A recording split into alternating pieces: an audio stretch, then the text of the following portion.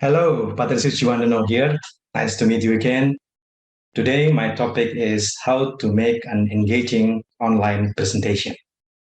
So, as we know, since the pandemic began, we are forced to do many things online. We have to attend online meetings, we have to attend online classes, and sometimes we have to make an online presentation.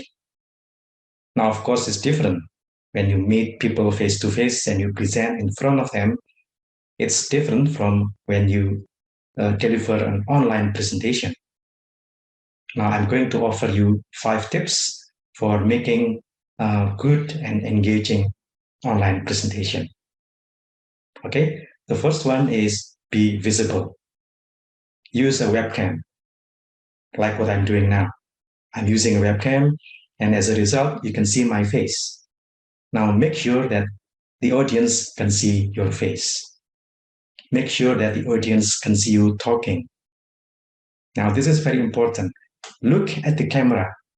Yeah, look at your webcam. Do not look down on your screen.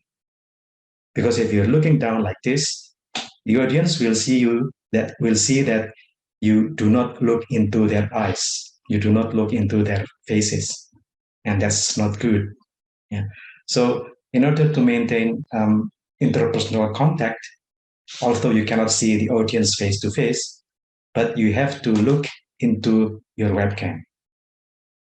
And that way, your audience will see you looking at their faces. And that's a good way of establishing interaction, of establishing human interaction.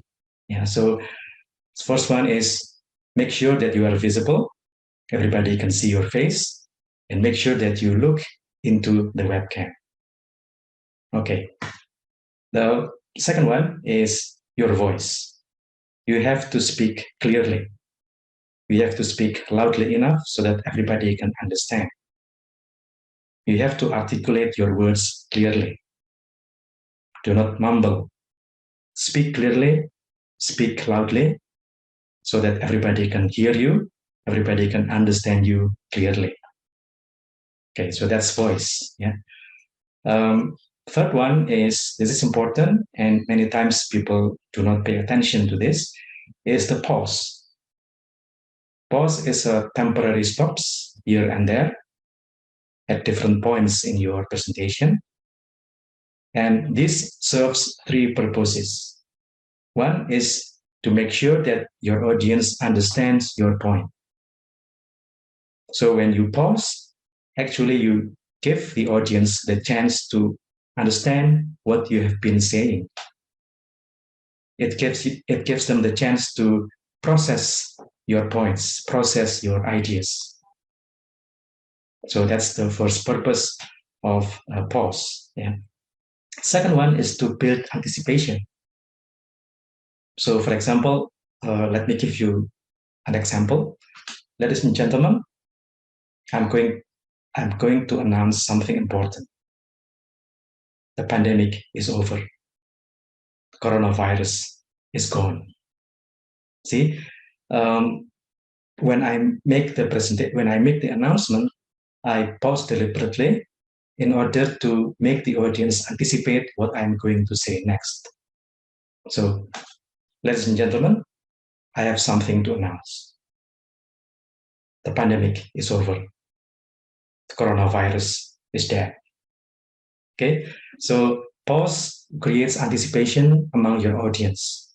It will make them anticipate with excitement what you are going to say next after the pause. Okay, so that's second purpose or the second function of a pause. Yeah. The third one is it emphasizes your point. And this comes best when you make a conclusion, you end a presentation, you wrap up a meeting. Yeah. It gives them, it gives your points an emphasis. So, for example, okay, ladies and gentlemen, in conclusion, we have to carry out the plan despite the financial crisis. Yeah.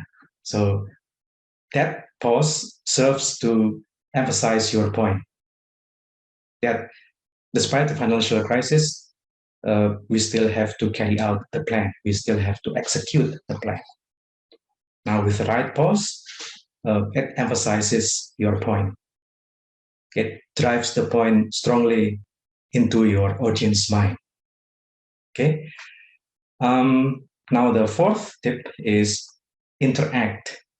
By interact, I mean you have to ask your audience questions. You have to engage them in a question and answer session. So occasionally, ask them a simple question. Make them engaged in your conversation or in your presentation by interacting with them, by asking questions, listening to what they say, and responding back. Yeah, that's a simple interaction. So do not make continuous and monotonous presentation, but at some points you have to ask them questions. You have to interact with them. Okay. The last point is you should use visual. Try to use a simple picture or a simple photograph or a simple video clip that will make your presentation even more lively, and that will attract attention from your audience. Okay, so to wrap up, I have 5 tips for making a good online presentation. One is be visible. Make sure that the audience can see you and look into the webcam, yeah, because that way you will look into their faces. Second is you have to make sure that you articulate clearly, that you speak loudly, and you speak clearly so that everybody can understand. Third is use pauses. Pauses are good because they give your audience the chance to understand what you are saying. Yeah. It builds anticipation and it emphasizes your important points. And then interact, try to ask questions here and there in order to interact with your audience. And finally, the last one is, if possible, use visuals, use pictures, use video clips, and that will make your presentation even more lively and more interesting. Okay, that's all. I hope these tips are useful. Good luck and see you again in my next episode.